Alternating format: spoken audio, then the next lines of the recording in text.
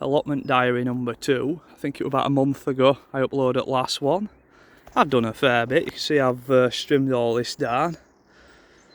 These stinging nettles come all the way out to there. So I cleared this down here. Started on my fence. And today's job's been knocking this privet back. If you can remember, or if you want to go and have a look at all the video, this privet was like right out there. And you see this original path. Somebody's laid all these bricks. They're worth a fortune, these. I'm not going to rip them all up, but they are worth quite a bit of money, them bricks. But yeah, this privet went out to about there. So when I started building my fence, now by rights I could have gone out to see where them stones are that mark corner of my plot. I could have gone all the way out there, but with this privet out there, you'd have, it's not the narrow way that we're after.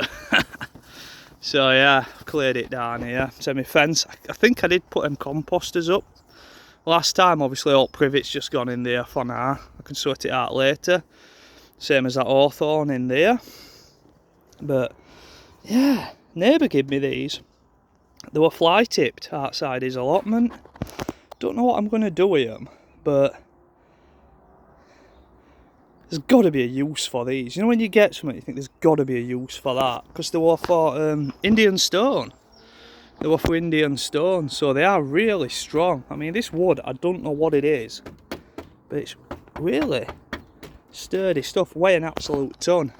What I did was, drove up to his allotment, put them in boot at car, and drove back down, because I was not carrying them. So yeah, this is starting my fence. Did a fencing job and I got these posts and they came with these spikes. I'm liking that method because I didn't fancy digging and concreting posts in, so yeah, just drive them spikes in. It's only a fence around the allotment, and to be fair, that is quite sturdy. It's going to give it a shake now. Look at that, my edge cutter. That we're going to fall off then. They're quite sturdy. Still got this junk pile here. Need to get that to tip. Still got a lot. These are all knackered pallets that I don't really know what I'm going to do with. There's the rest of that fencing from that fencing job. Some more pallets, courtesy of the same neighbour. Again, people just fly tip stuff. But yeah, I think I had that bed dug last video. And that were hard work. So yeah, as the soil gets even drier and harder, I don't know if I want to put another one in this year. I might just concentrate on this one. I've got a line of peas. There's a line of peas in there. Now, I've never grown peas in ground. I've always sown them into plant pots and then planted them out, but just having a go at growing them outside. So hopefully there'll be a row of peas there. I don't know what else I'm going to put in here, but I'm not really too bothered about that this year.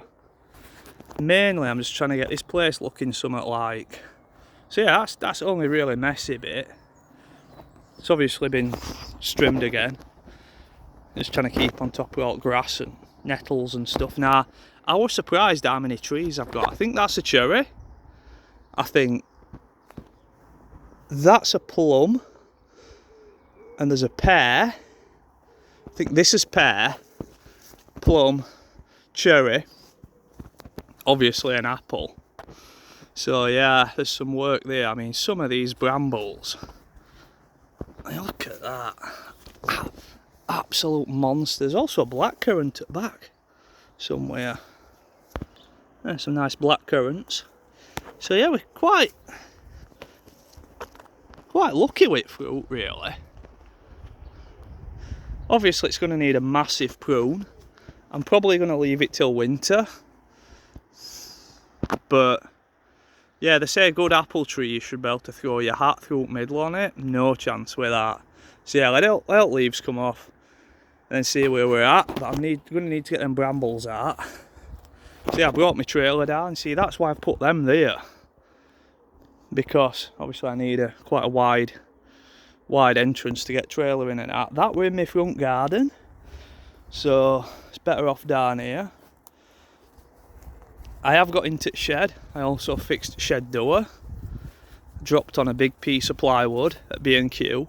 You know, in that like bit where you make a charity donation, and you can, I think I paid £1 for that. Bargain. So yeah, it's quite a nice shed. Obviously I don't know what greenhouse yet. I'm clearing this. I'm thinking, look at the state of this. It's going to be some work, but I'm thinking strawberries in here. Because it's like nice and shaded for them. I think strawberries do alright in shade. Of course, there's old classic of just putting rhubarb in shade. But yeah, that's a mess. See how that one's doing. Got plenty of water as well.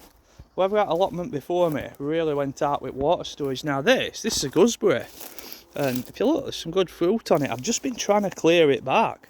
Because obviously it's covered in brambles. But it's quite hard to get brambles out without damaging gooseberry bush. So I'm going to be working at that. But yeah. So, like I say, this is going into the 2nd month of having it in place. Thanks for watching and goodbye.